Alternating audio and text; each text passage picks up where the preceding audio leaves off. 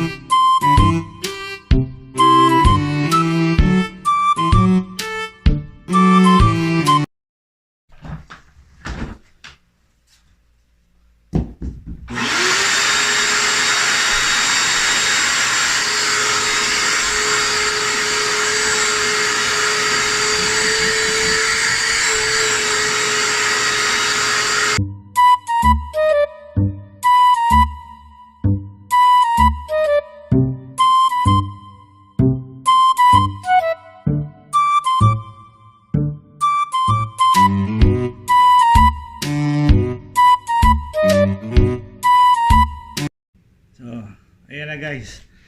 Tayo mag-ano na.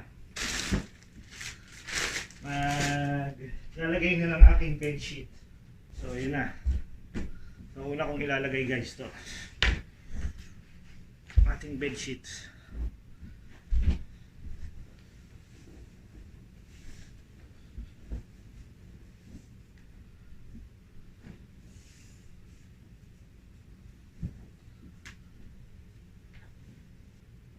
Aking Alexa. Alexa, what's the weather today?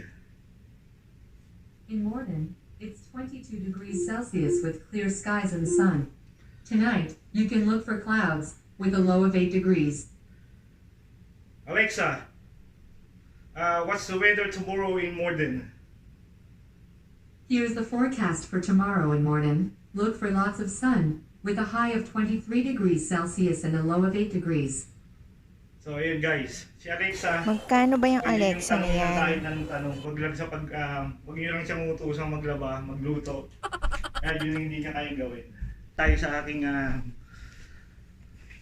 pagkakabit ng bed sheets.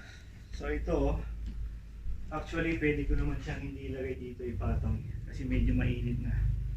So, ang gusto ko sigurong ilagay ay ito na lang.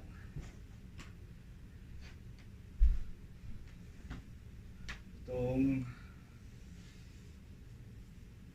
nasa ibabaw na to. Maganda kaya siya. Tignan. Na lang. Buti ka pa, ang daming bed sheets. Kasi malamig na nga pala. Asa na isang pillowcase. Ay pala. Dami kasing pillow eh.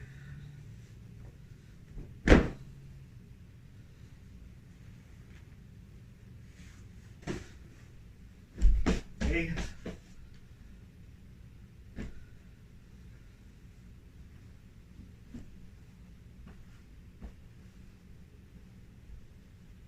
Ayan siya. Ilalagyan ko siya niyan. Okay. Ito pala, nakalimutan ko.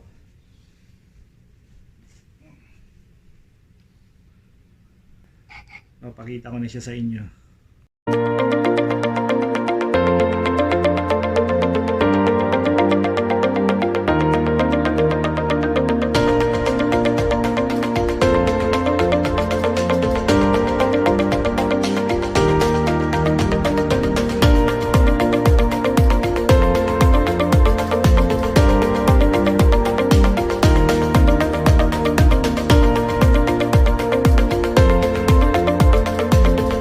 Hindi pa ako tapos linis guys, so marami pa akong gagawin. So yung living room, then yung kitchen pa, tsaka yung bathroom, yun pa yung lilinisin ko. So 5 PM na lang hapon dito ng Friday. So nag-start ako maglinis ng 4, so natapos ako ng 5. So 1 hour pa lang guys, yung room ko lang ang nalinis ko. So guys, kukunin ko na yung mga nilaban ko ng ng bedsheet ko. So ito yung aming dryer.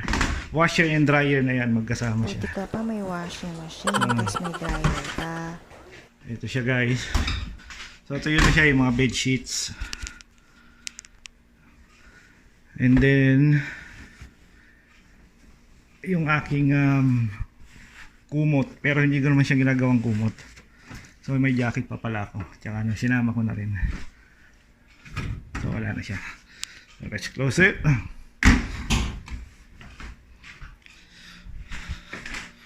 So yun guys, napaka-relaxing dito sa loob ng sala eh. So even Saturday and Sunday wala ako sa bahay sometimes. Yun.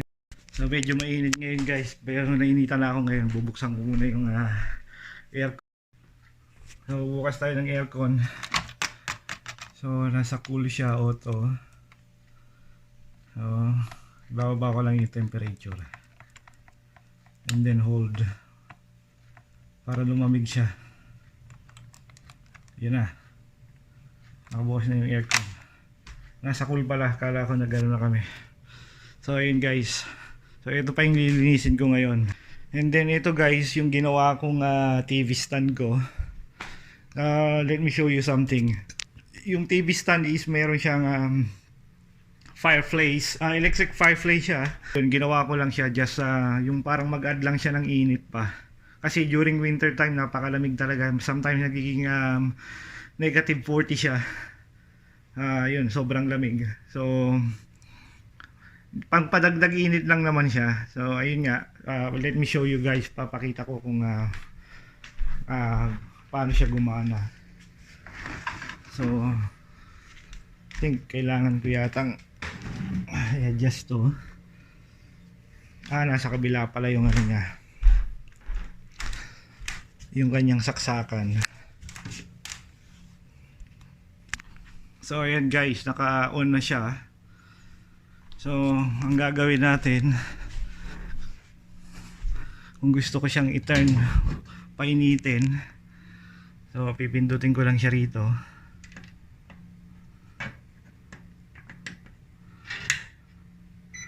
Yan na. And then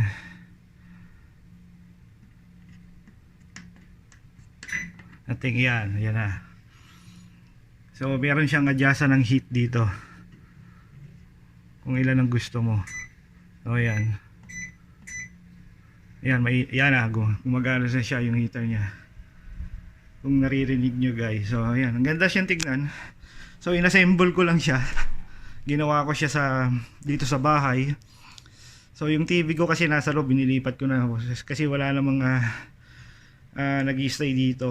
So kinuha ko yung TV ko, doon na lang ako nanonood sa loob ng room ko pag may gusto akong panoorin. Lalo na yung mga vlog namin ng asawa ko, yun. So ayan, umiinit na siya guys. So yun lang guys. Di ba? Ang ganda niya pag nasa madilim siya. Okay. So see you guys on my next video. Thank you.